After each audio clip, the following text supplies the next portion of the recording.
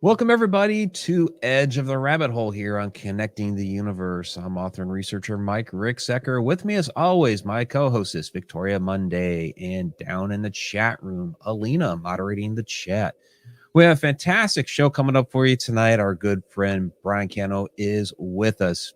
Paranormal investigator, researcher, author, lecturer, does a bit of it all. Of course, you recognize him from Paranormal Caught on Camera, Haunted Collector, and so much more. So we're going to get into a bit of paranormal history tonight, as well as a bunch of other topics. We're just going to chat, have fun, have a good time following Thanksgiving, which I'm sure we're still all kind of recuperating from that. So I hope everybody did have a wonderful Thanksgiving. I do want to let those know that are watching the audio version, or I guess listening to the audio version of this later, because you're not going to be watching an audio version, to go ahead and check us out every Wednesday night, 8 o'clock p.m. Eastern Time, connecteduniverseportal.com. That's where you can watch us live. Those that are members of the portal do get the after show. I forgot to ask Brian at the end of the show, hey, you're going to hang out with us a few minutes afterward for the for the members, right?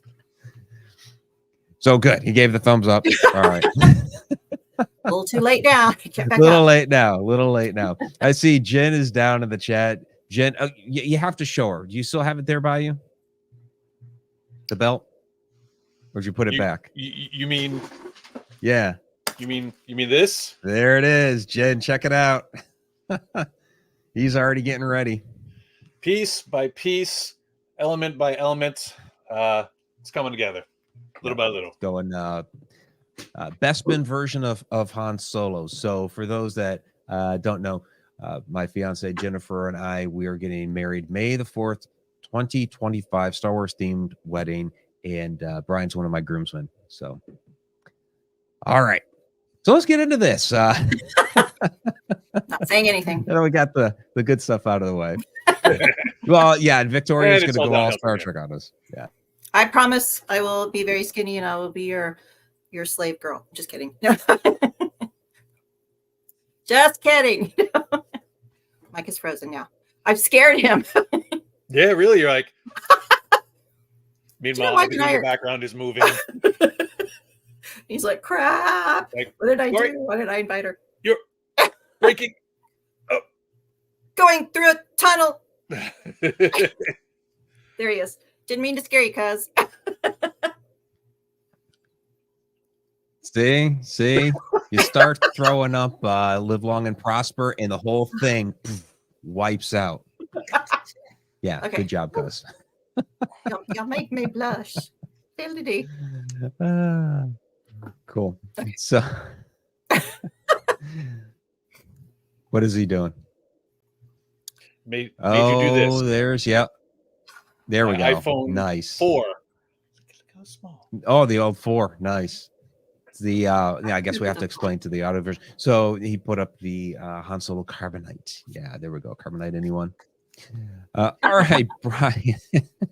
let's actually get on topic here a little bit. Let's do it. Yes, yeah. Paranormal history. Tell us about the Ghost of Yavin 4.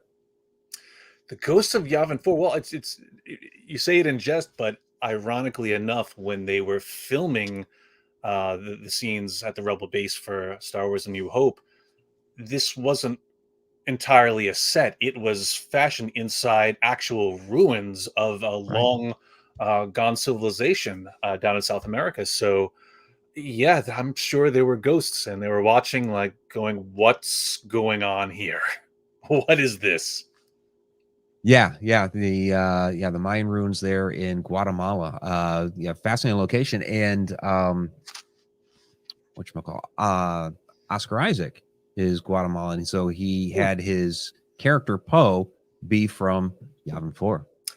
Nice, very cool. A little bit of Star Wars trivia there. I always appreciate such things.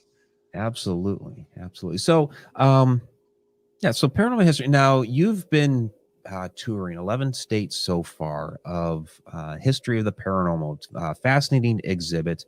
I was, guested there with you when you came through Ohio about a year and a half ago, and I really like the detail that you've put into this, because it goes back. You have an exhibit there on Charles Ford. You talk about Harry Price. You talk about the Fox sisters. So it's kind of like a little bit of everything. And so I guess what I want to ask you is where your interest came into.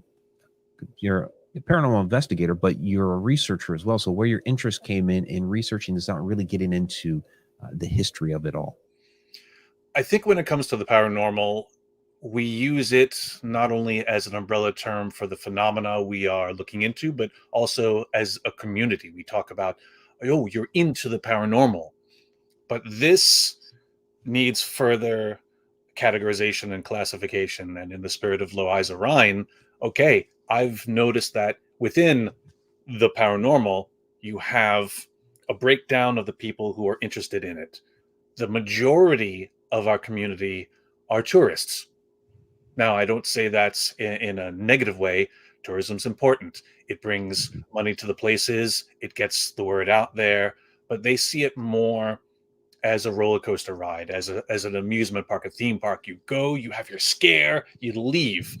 You're not going to be recording anything. You're not going to be actively pursuing this. And that's fine.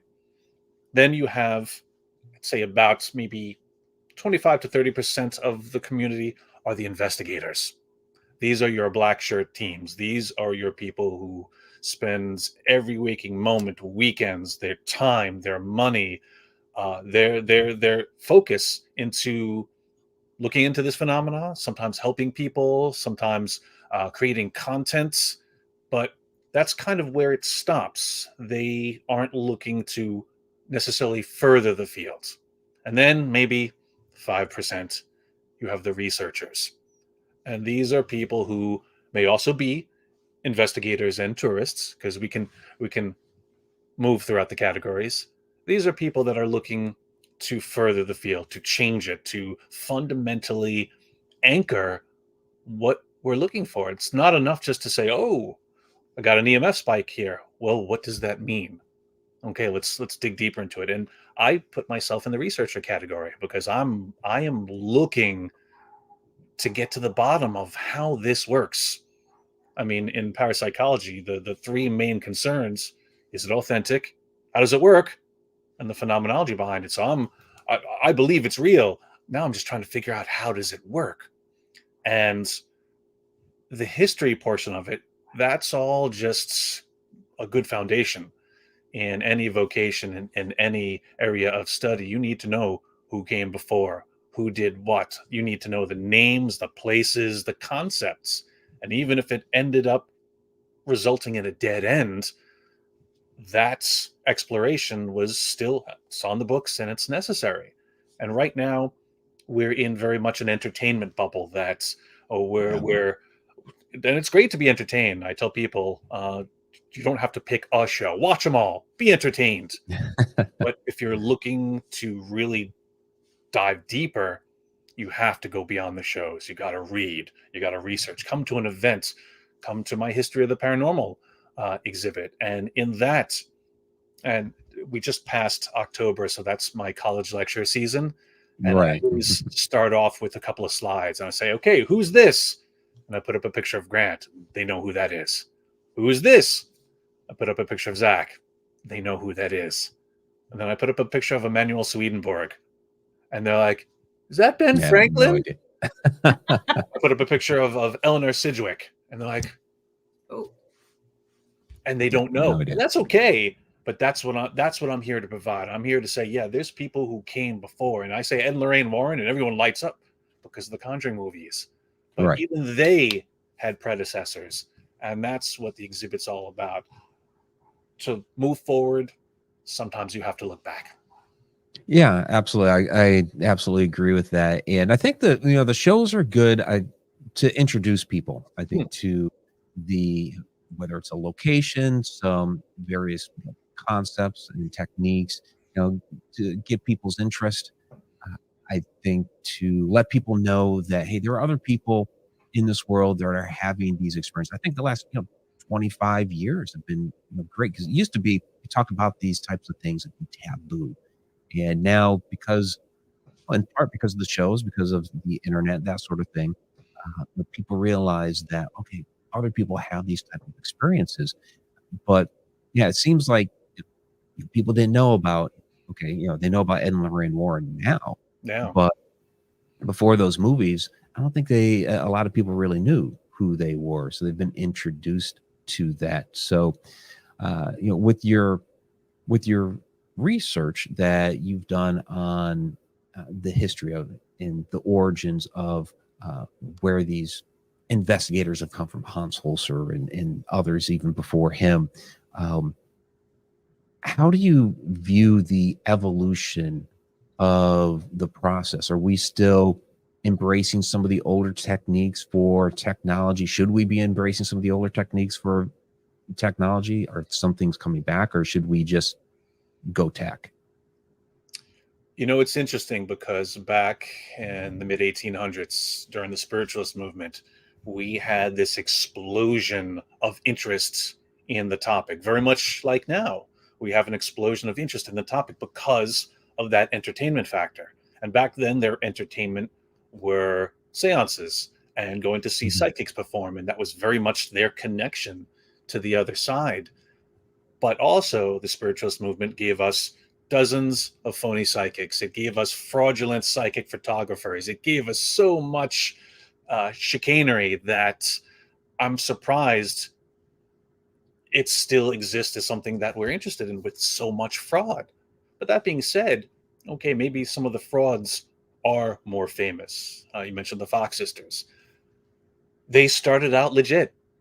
They grew up in a haunted house. They experienced activity, but then they had to produce it day in and day out. And we know, I mean, we hear about the TV shows like, every time they go somewhere, there's activity.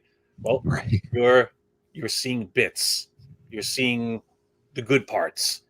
And with the Fox sisters, okay, yeah, you heard about their admission that, it was cracking joints. Right. That was after night of you'd better perform. But they started out with something genuine, and that's what's important. People watch the shows and sometimes they'll point out and they say that's fake, or I see how they're doing that. Okay, but the phenomenon is real. Watch a cop show. Donnie Wahlberg is not in law enforcement. Law enforcement exists, Right. So we have to take everything with it. So using old school techniques, new school techniques. I mean, now, like when I first started, and you too, we had to get things from an electrician's toolkit or from a construction Yeah. site to gather data. Now we have people like Gary Galka and Bill Chappell making things specifically for us. And it's an exciting time. So I think we don't necessarily want to get rid of the old school stuff, but understand how it works and why we should be using it and do what feels right. And by that, dowsing rods, hate them, can't get them to work, can't use them, but we know the concept is sound in that the westward expansion, people would use forked sticks to find where the water was to dig wells. So the concept is sound. I just can't use it. But give me a pendulum and I'll go to work. Now, that's interesting that you'll say yes to a pendulum, but you unable to with the dowsing rods, because the concept is similar. That's picking up on energy. So fascinating. So Victoria, I know you. Go ahead. I feel like the pendulum is more inward facing, whereas the dowsing rods are environment facing. And unfortunately, most of the people that I come across who use them, they're like, okay, show me yes. Show me no. Well, and see, that's the thing. Let me get your take on this. And Victoria, I'll throw it over to you here in a moment because I know you have her. Look at her face. She's like, yeah, she's like bursting at the bubble. The hot chocolate is. There it is. With with the dowsing rods, yeah. Like when I first started off investigating, I knew people that would use the rods for communication. Give me yes, give me that sort of thing. And I just, to me, I preferred using the audio recorder for doing those sorts of things. But in over the last several years, really, it was my involvement with the Alaska Triangle that got me interested in dowsing rods again. Not to do the whole try to communicate with the spirit with the dowsing rods, but really just to find energy on the land and see, okay, do we have, is there a potential spot here that could be a little hot spot on this piece of land? I mean, we were up on the mountaintop doing it, and actually found a spot, but I could see like in somebody's backyard, or out on the prairie somewhere, finding what might be a hot spot of energy. What do you think? Well, it's whether it's old school or new school, you have to know how to use your device. There's a right way and there's a wrong way. And even with a millimeter, sometimes I see people moving all over the place with it. I'm like, "Ooh, you're going too fast. You got to be nice and steady, because you don't want to shock the diodes that it's reading." And you could take it and you could flip it, and it'll jump to like a 34.2. And if you're recordings, then you could walk and show someone, "Hey, look what I got." But that's not using the device correctly. And there's so many ways to misread the data that comes in. The analysis, although well meant, sometimes I encounter a lot of confirmation bias in the paranormal, and it comes a lot from, again, well-meaning people who are not looking to deceive, but again, don't know how they're doing it wrong. And that's why I feel like the education is so important. Agreed. Go ahead, Victoria. Yeah. I've recently, the last few years, come out of my shell. And so now I'm doing dowsing, and I'm telling people, hey, I'm doing dowsing. I do scrying. I do tarot reading. I do astrology. I'm totally old school. When we go off the grid, I'll still be working, in other words. But, but I do remember hearing a long time ago that the pendulum is more when you connect to your higher guide, because that's the subtle vibrations off of your hand that your guide is giving you. That's where you're getting those answers. And as far as the dowsing rods go, that's when you're connecting to whatever is around you. So there might be a little bit of difference in there. Anyway, so I do have one question for you, Brian. How the hell do you play this game? or the expansion. Dual I had that. Or perhaps extreme. Oh, I don't have that one. Extreme. I don't have that one yet. Actually, you have to psychic. This is completely revamped, redone, everything. And you know what? The one thing I lament now, for those of you who wonder what we're talking about, I made a card game. Me and my buddy Chris Mancuso, we love games. We love the paranormal. So we made a paranormal card game. And you know what my paranormal card game doesn't have in the basic set? A board. Spirits. Well, it's a card game, so it's not a board game. Well, so in the expansion, there are spirits now. To find and to look at and I'm like, why didn't we do this? And the reason, and you'll appreciate this, Mike, the reason we didn't do it is because the game is so meta. Like, you have to investigate 3 haunted locations, and there are event cards that come out that represent the paranormal community. So it's how the community sees you and interferes with you. But on that first case, no one knows who you are yet, so you don't draw an event card. And I'm like, wait a minute, why are we putting in the rules to not utilize the game? Why are we doing it? But because we were so meta. We're like, yeah, nobody knows who you are. They don't interfere in your business until you're around for a little while. Yeah, nice. We played it a couple of times. A board would be nice. That's all I'm saying. But it's a lot of fun. I mean, we took it to the Old Park Hotel, and we were trying to play it there. And then we ended up turning it into a drinking game after a while, because, we just, anyway. I was going to. There you go, Brian. 3 pillars as a drinking game. What do you think? I'm glad I spent so much time on meta and rules. Should just put shots in there instead, and it would probably sell a lot better. 3 pillars and 3 sheets. That's all I'm saying. Repackage it. Anyway, I did want to ask you about. I've been hearing more and more about infrasound, and how the effects of infrasound is almost the exact same effects that people are claiming that they're having when ghosts are around, like the hair standing up, and you get the feeling that people are watching you, and you just get the creeps. What are your thoughts on that? Do you think infrasound is playing a larger part in these hauntings that everyone is suddenly having? I always feel like somebody's watching me, and I can't get no privacy.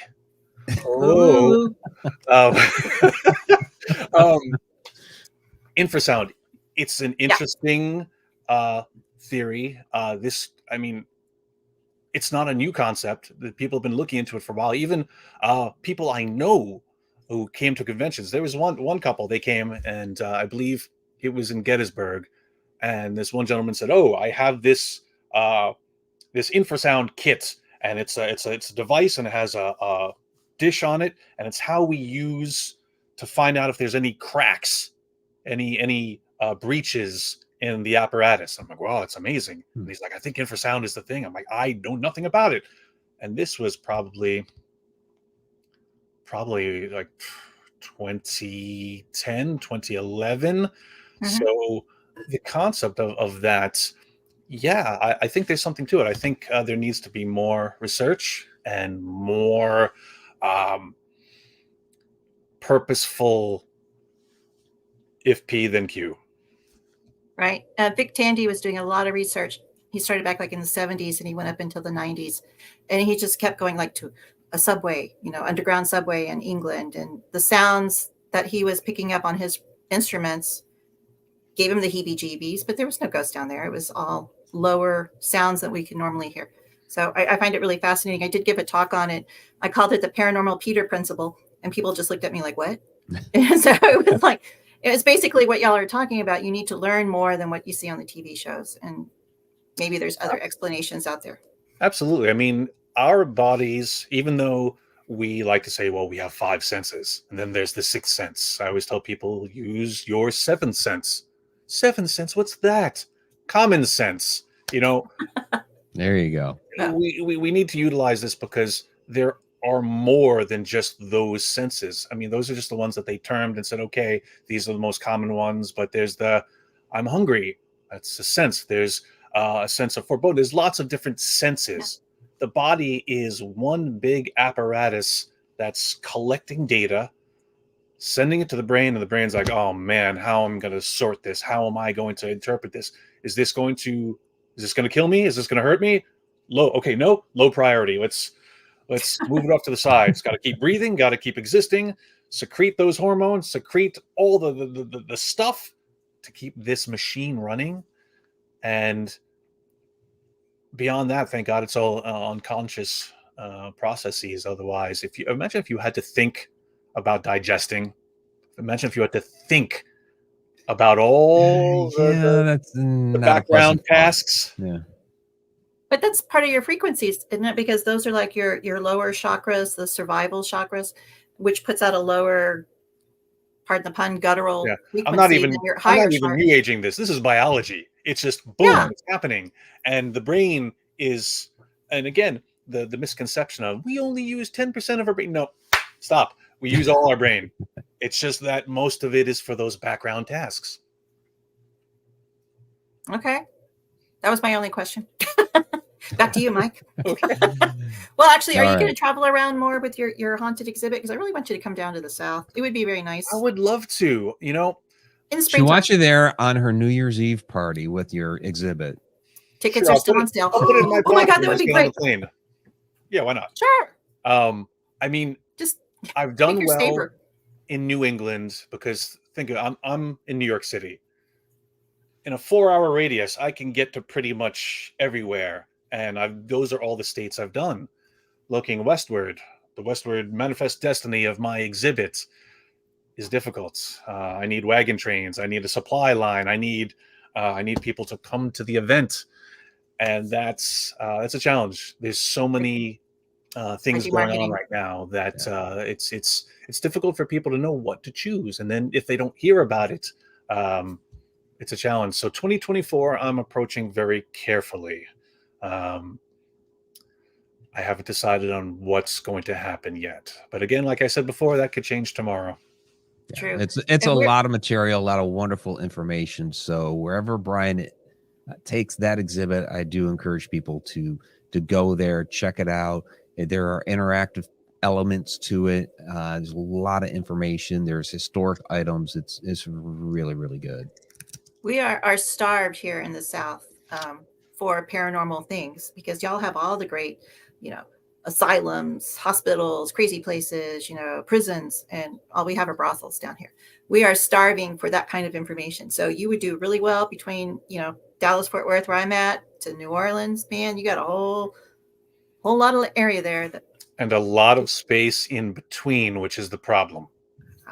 So I we- go to this city, someone over here is like, when are you coming here? See, and when I lived in Oklahoma, and I only spent 3 years there, there was a part of my brain that was like, well, it's kind of like right in the center of the country. And it's like, oh yeah, but it's like 8 hours from everywhere. So, Yeah.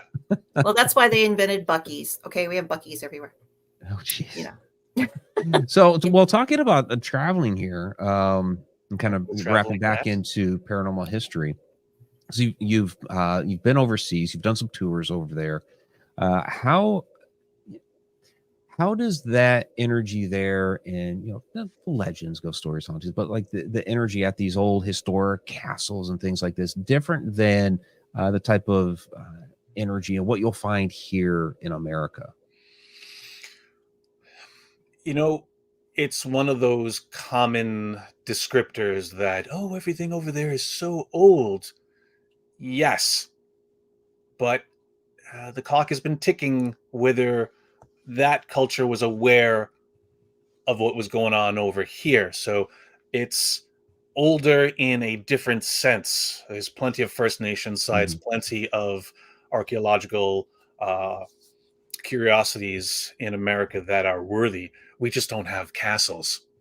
Right. And those are the cool things. I was in Wales last year, and it was part of the advertisement. Castles, castles, castles. There's more castles per capita in Wales than anywhere else in the UK.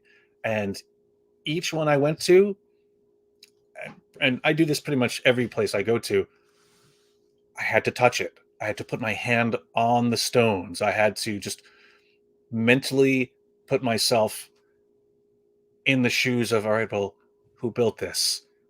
What were the people like at the time? What was going on in the world?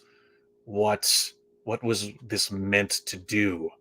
And yeah, there's a feeling, and some of it might be my imagination, a little bit of romantic nostalgia for history, but some places, yeah, you can definitely feel a palpable energy, something different that you're like, oh, this isn't my imagination. And I'm hoping to feel that again next year when I go to France.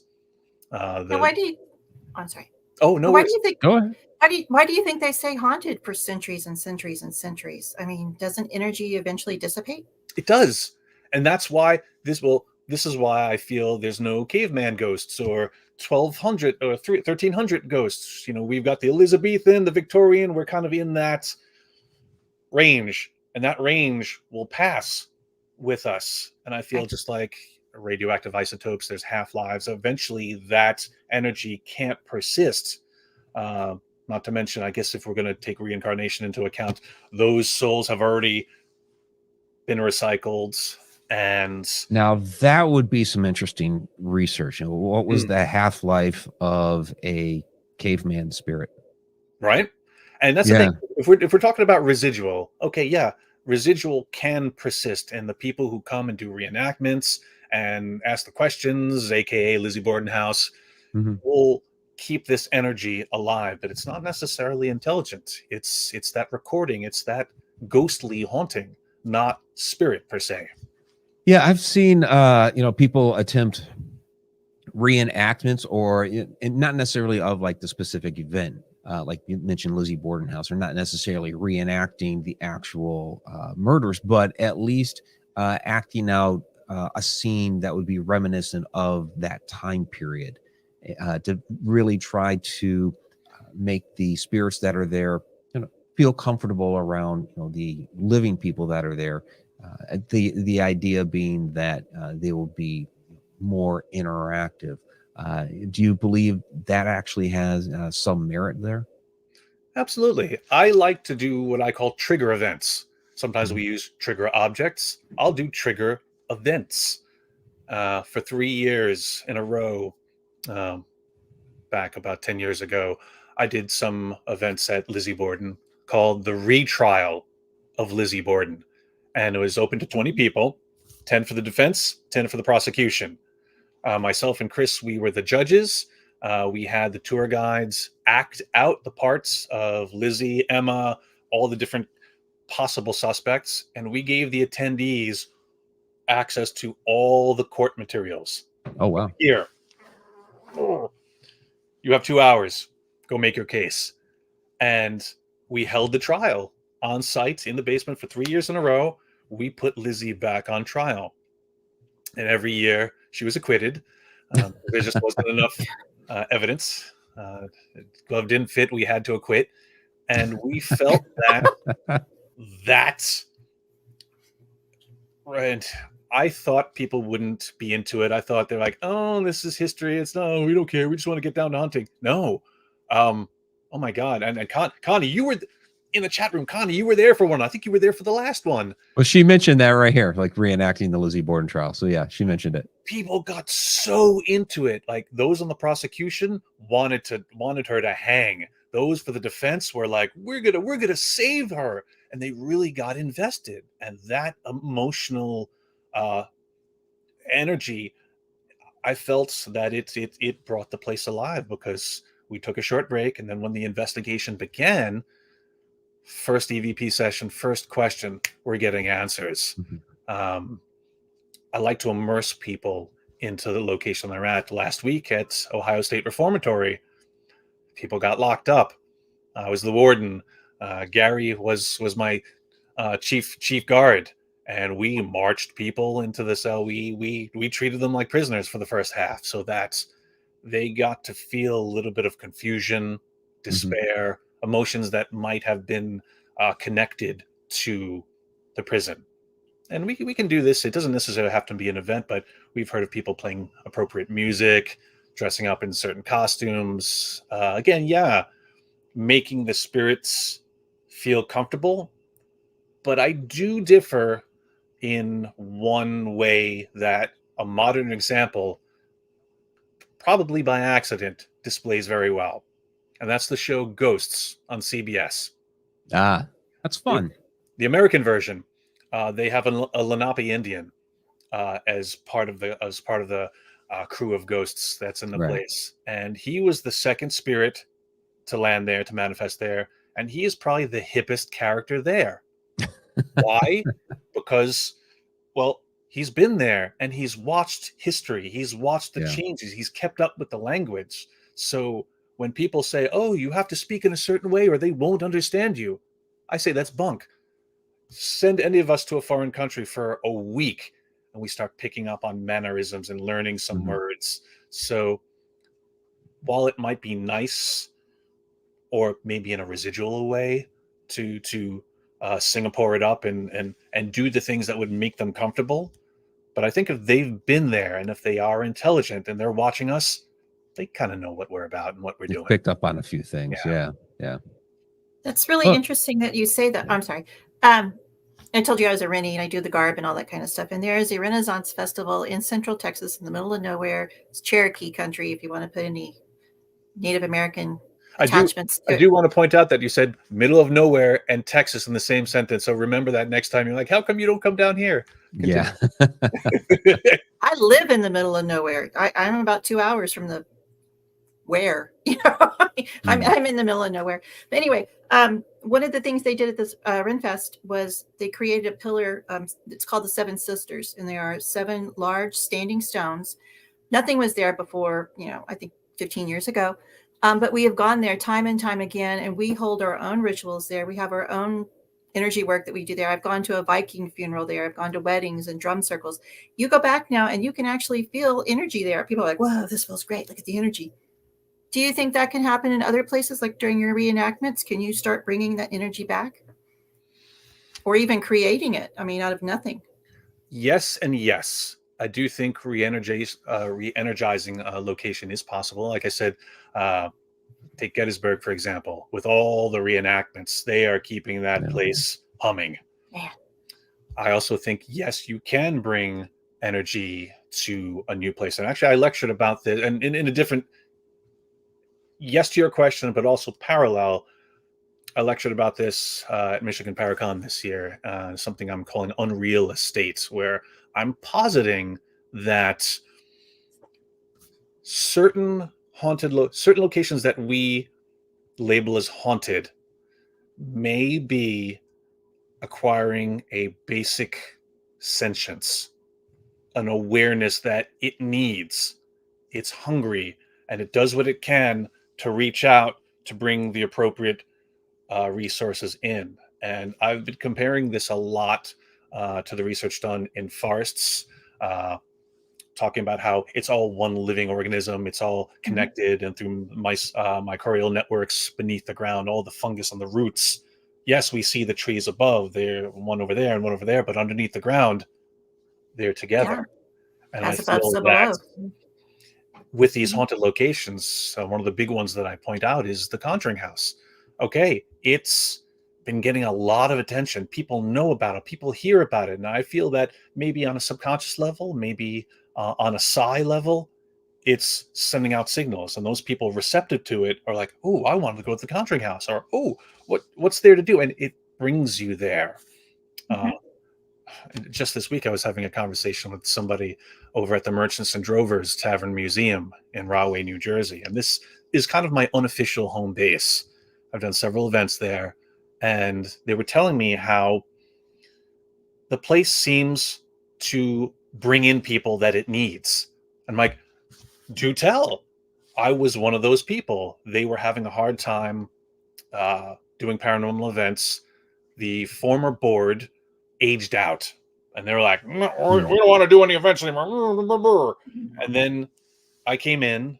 We had a good event that they're like, oh, this isn't so bad. And they started opening up to that again. They needed someone to fix the roof. And just lo and behold, somebody wandered by and said, oh, I've always wanted to check this place out. Well, by the way, I'm a roofer. And I notice so many examples of this, that what is needed, and it could be the people inside too contributing to that, so sending out unconscious signals or using ESP in some way to affect those things. So to wrap up what you had asked, yes, I believe that we have a profound effect on our environment and the activity that is within it. Well, it sounds like that's kind of related to the idea of the tulpa or the thought form. Not exactly that, but at least similar to that. With the thought form, you're creating a sentient being. It sounds like with what you've been describing here, that it's similar, although not precisely that, but it's still. Yeah. I think in One of the the things- way that in the animal kingdom, you have a lot of animals that are similar, that have evolved in different ways. This could be some form of that. Like, we don't have to put all our chips down and say, this is the explanation, or this is, and if I pick this, I can't pick that. It's like, oh, I'll put some chips on here and some chips on here.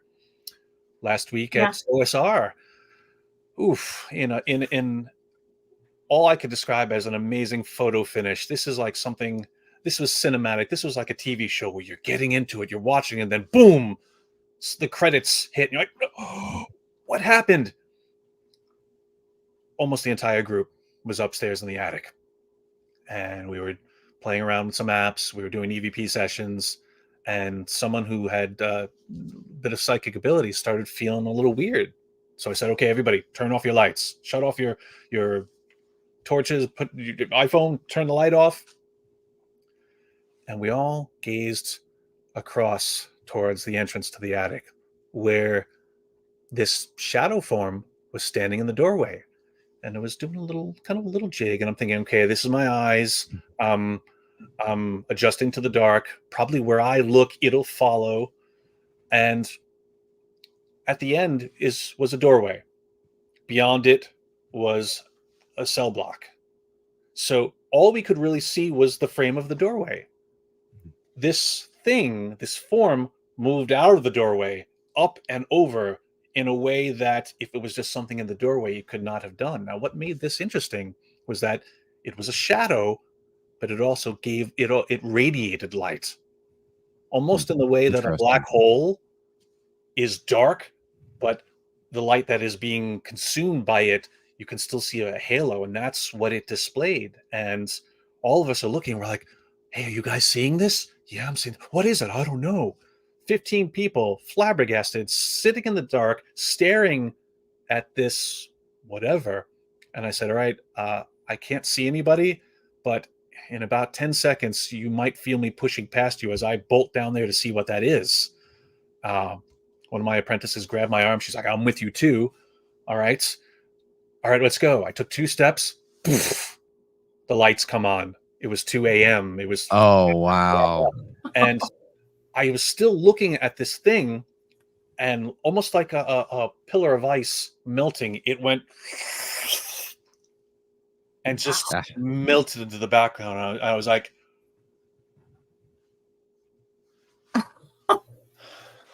That's interesting, Brian, because I've done a lot of work on shadow entities, so I find that description very, very fascinating. Because you'll get looks like a shadow, you'll get maybe it looks like a shimmer, of course, light beams and things like that. The combination of the two like that, the shadow with a bit of a halo effect, that's definitely different. And you're saying it melted away.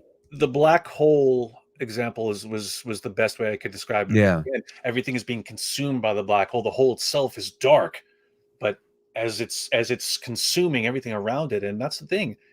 There was no lights in there. Mm-hmm. I tried to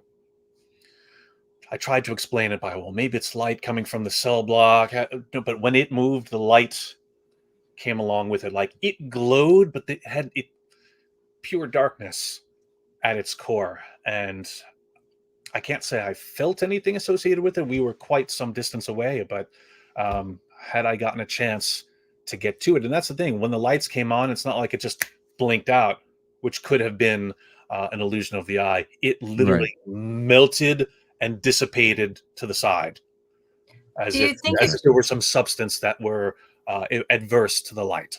Mm-hmm.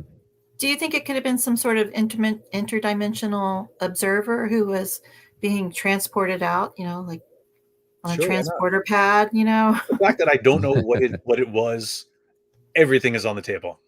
Okay. That's really interesting. Yeah, I have some friends who have been seeing more shadow people. I think one of them might be in the chat room, TFT Tarot.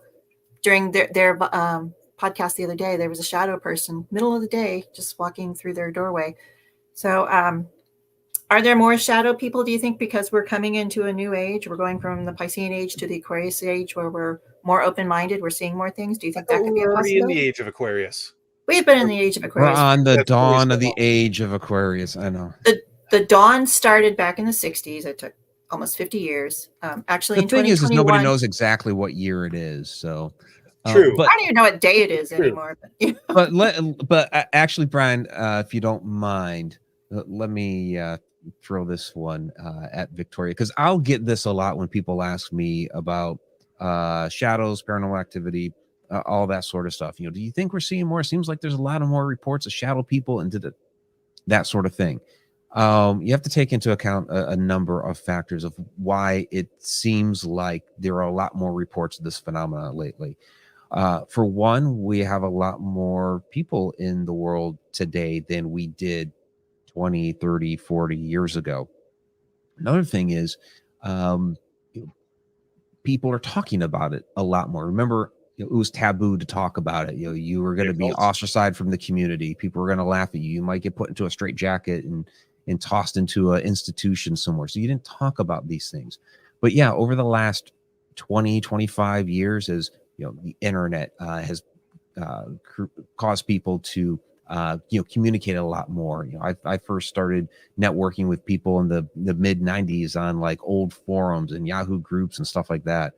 The television shows, we talked about it earlier, where it's showing people that others are having these type of experiences too. You are not alone. So people are more comfortable now talking about it. So while it seems like, there's a lot more reports about it, well, yeah, of course, because of all these things we just mentioned. Well, it's not even that much, because I would see like a shadow person. Sorry, I didn't mean to interrupt. Like maybe once every 2 or 3 months. I'm seeing him like every 2 or 3 days now. I'm seeing him in my office. I'm seeing him in the kitchen. Walking down the hall. There goes a shadow. I'm seeing him everywhere. I mean, the acceptance is definitely causal to the reports of it being seen. I mean, it could be argued that the events in the world and the general feeling of panic maybe could be adding to it, because most people equate shadow with evil. I'm not one of them. I've also been getting a lot into ufology, and I'm thinking about like the Agarthans, and I'm thinking about all these different species and races that are here that rewind back to the 50s, and aliens were just little green men from Mars. That's it. Right. Now we embrace a complete cacophony of all these different people with different agendas, and some of them are good, some of them are bad, some don't care, some can't even see us. And I feel, especially with shadow people, again, maybe the TV shows, they like to lean into the scare factor of it. There's also like a paranormal Me Too where people like to be involved. They like to be part of the club. So I found that a lot of times people will go to a place, they've paid a considerable fee to get there to investigate for a certain amount of time, and they would probably feel like either they didn't do it right or that they got gypped if they left and nothing happened. So like you'll hear, and they will jump because, hey, I had an experience too. But did you? I can't argue with that. It's all anecdotal, but I feel like some of the increase in sightings was like, oh yeah, me too, because everybody's seeing them. I didn't see one, but I'm going to say I did because I don't want to be left out. Yeah. I do want to start taking some questions here from the chat. There have been several throughout the show. Since we're talking about this subject now, I want to take this from Pine Dora Farms. Brian, what emotion did you feel with this shadow? Like I said, I didn't feel anything emanating off of it as far as imagine if I were alone and I got a sense. The only emotion I felt was curiosity and you better make way because I'm coming towards you. Had there been more time and maybe if I had gotten closer, I would have been able to discern what I was feeling. Okay. Let's see. This is from Alina, our chat moderator. This is going back to the reenactments. Do you think reenactments confuse spirits that they're watching? Lizzie would probably be like, what is this? Again, I go back to Ghosts, where they have this character, I think his name is General Higginbottom, and he absolutely hates that Alexander Hamilton's got a musical and he's on Currency and he's got all the fame. And meanwhile, oh, that's not how it happened. He was just a drunk and he was this. And I feel, yeah, maybe with the obfuscation of facts over the years, maybe if they were present, they look and they're like, that's not how it happened. Guys, are you seeing this? And they maybe they'll come in an EVP and say you're wrong, but they could be confused. Maybe they're entertained, or maybe they're even honored that wow, I died so long ago, and they remember us. They still are honoring our struggle. Wow, that's pretty cool. Nice. From Tom McNicholas. And yeah, Tom, I don't know why your name is backwards there. He thrown that down in the chat. I don't know why my name is backwards. So all older souls have moved on to the next universe. This is going back to when we were talking like the cavemen. There's 3 words people need to learn to embrace and be comfortable with. I don't know. I don't know. Yeah. But if we're gonna continue that theory, I feel like, yes, there's a recycling of energy. We can come back, and maybe we don't necessarily come back here, but there's things that I don't know necessarily if it's things that we have to do, but the other universe, there's theories like the bubble within a bubble that, all right, we're in this bubble. It's like the Matrix. And no matter how deep into space we go, no matter how much we explore, we're still in the bubble. A very heavy, finite universe where the real world, or rather where spirit is, these higher vibrational beings, yeah, they're out here, and that's what we're trying to get to. That's what we're trying to evolve to. And I mean, on a very base level, it seems to make sense because, you know, it feels right. Like, yeah, that makes sense. I can't prove it, but older souls, I couldn't quantify that. You can come back. Maybe there's no need to, but maybe they want to. And I've long struggled with free will versus fate. I was raised Catholic, so everything is, this is how it's got to be, and he died for you, and this is how it's going to be. But I thought I was given free will. Can't I do what I want? And I feel that this, that reincarnation offers a solution to that, in that while we're here, things were predetermined. Yes. But who chose it? You did. Why free will? How? Well, when you got to that loading zone or whatever, that spirit realm, and Brian Prime, okay, in this life, Brian's going to go down and be poor and struggle. Okay, and in this life, he's going to do really well. But Brian Prime chose it, so he's exercising his free will. Meanwhile, the incarnation down here, it feels like predetermination, because that's my fate. That's what's going to happen. But technically, I chose it, and I feel like this is a solution to the dichotomy of which is it, free will or fate. Yeah, that's a subject that's, I mean, I've got 10 minutes left, but it's kind of outside the scope of tonight. But we should have a discussion on. It's in my book, Grains of Sand, Tales of a Paranormal Life, available now where no books are sold, because it's all online.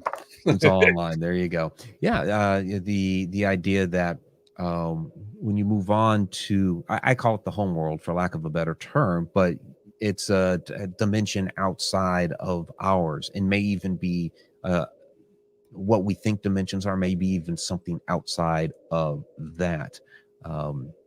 We could even get to simulation theory and things like that. But another time we'll have you back to talk about those things. Sarah Youssef says, we seem that we only experience a small percentage of the paranormal world. How could someone bring in or amplify phenomena into our limited experience spectrum? I think you accurately hit the nail on the head with limited. We are limited. We are three-dimensional beings in a universe that has many dimensions, that in this meat suit we're in, we can only perceive so much. It's like trying to fit a 4K video on an old Commodore 64 floppy disk. You just can't. You'd like to. You could notch it.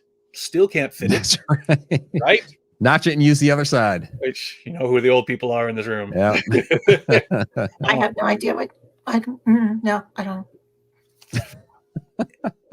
I feel like there are ways that we can put ourselves in the way.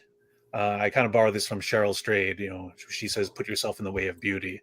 I say, "Put yourself in the way of wonder, of mystery." And like, yeah, there's things we can do to make sure that we're present for these things when they do reveal themselves to us. But great example from Neil deGrasse Tyson. He was describing how a two-dimensional world would interact with a three-dimensional visitor. And because two dimensions, it's flat. Flatlanders. Yeah. Greetings, Flatlander. The three-dimensional being would come and they would just see it as a point, and boom, they'd bump into it. And then we'd say, "Hey, hi, how are you?" To them, they can't, there's no up. So they're like, where's this voice coming from? It seems to be coming from thin air. It's almost like our EVP phenomenon. Maybe there's a fourth dimensional creature that, again, we can't perceive that particular dimension, but it exists nonetheless, and we are hearing the effects from it. Yeah, it's we don't have the geometry to be able to see it. And using the Flatlander example there, one concept from that, just talking about like a general shape, because flatland, we're talking two-dimensional plane.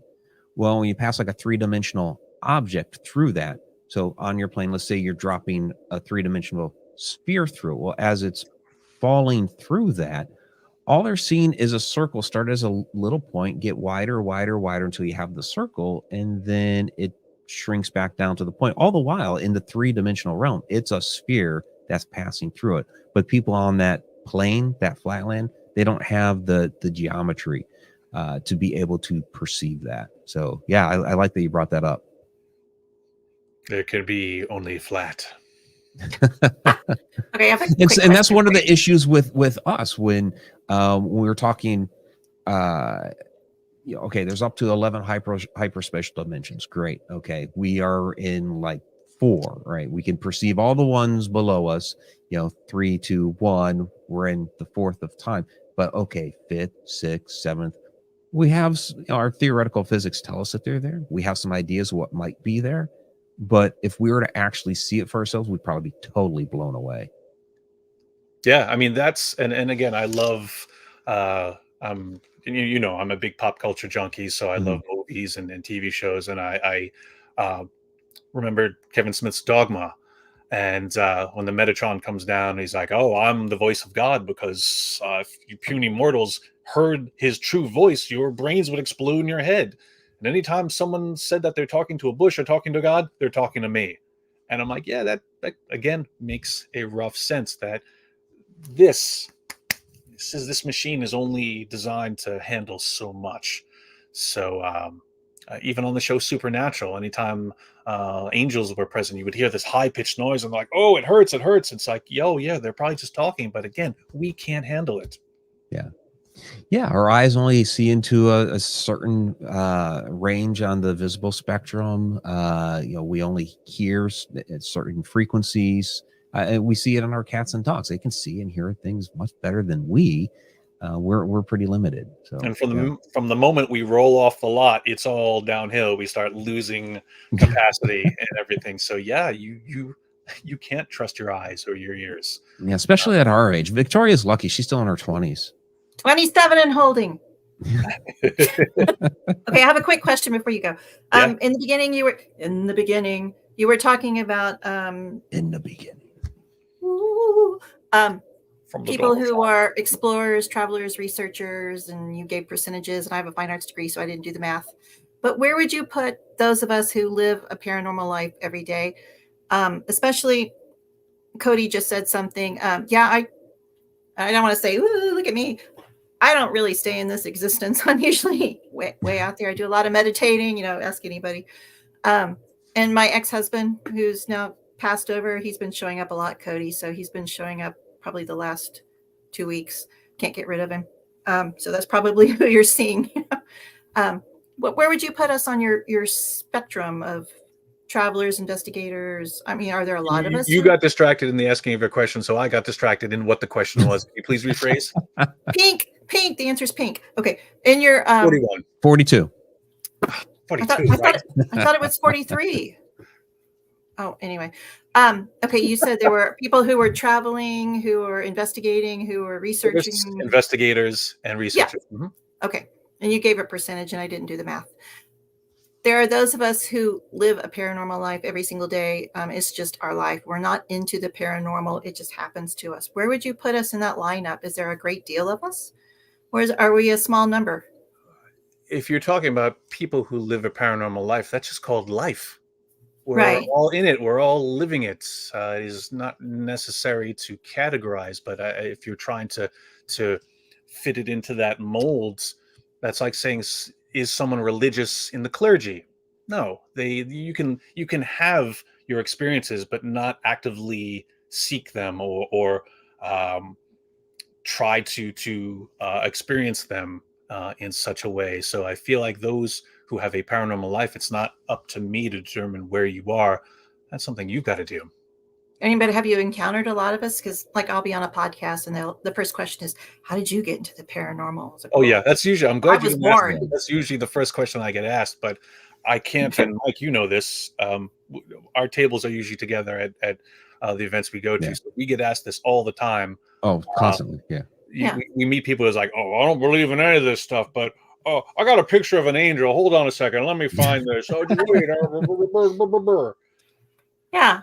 It's like my answer is I was born. This has been happening my entire life. We're all in it. And that's the thing. We're those of us in the community, and I don't say the field. I'm annoyed at people who are like, we're in the field. No, you're not in the field. If you can't name those people, if you haven't written a paper, if you're unaware of what the SPR is or the Rhine Research, you're not in the field. Technically, I'm not in the field, but we are in the community, and it's what you do with it while you're in the community that determines what category you're in. And you can throttle up, you can throttle down. We do have our free will, so it's okay to go to a place and just have fun and experience it and just have your scare. And then on Monday, get back to the research. Or some people who are like, I didn't take it seriously before, but you know what? I want to know more, and they'll move up into the investigator category. It's life. We're constantly adjusting. I agree. I mean, we're all spiritual beings, but doesn't mean we're involved in those different levels. So yeah.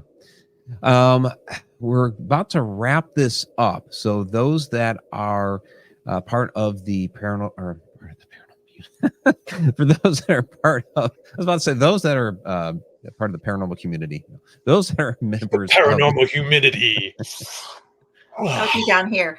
Yeah, those that are part of the Connected Universe portal community, we'll be kicking over to you for the after show here in just a moment. Those that are listening to the podcast version of this later, please join us live every Wednesday night, 8:00 p.m. Eastern time, connecteduniverseportal.com. We will have to say goodbye to our the public side, the YouTube viewers. I do want to address this real quick from Sage Sleuth. I like your bookcase, really nice backdrop. I'm at Jen's house tonight. This is all her. She put this together. So you can give her the compliment. If Jen is still down there in the chat, I'm not sure. I see the Eiffel Tower. Do I not? Yeah. Eiffel Tower this side. Yeah. Nice. That was on our way to Egypt back in February. We spent a day and a half there in Paris. I'll be seeing it next year if my tour goes through. So we got to manifest this. Are you guys in the chat room? Yes, I have a tour going to France next year, starting in Paris, going out to Mont Saint Michel, and ending up in Normandy. So history, haunts, and heritage. Yep. So yeah. On that note, Brian, please let everybody know where they can find the tour, find your book, find your game.